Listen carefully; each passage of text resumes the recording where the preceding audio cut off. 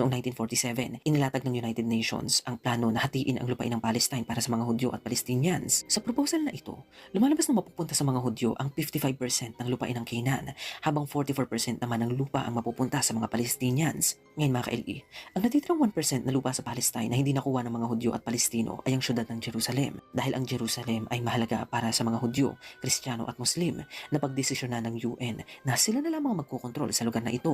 Ngayon mga ka-LE, hindi tinanggap ng mga Palestino ang proposal na ginawa ng United Nations, pero ang mga Hudyo naman sa kabilang banda ay maluwag na tinanggap ang proposal na ito, at noong May 14, 1948, ang bansa ng Israel ay opisyal ng nabuo. Ang ulo ng Jewish Agency na si David Ben-Gurion ay in-announce sa buong mundo na ang Israel ay isa ng tunay na bansa.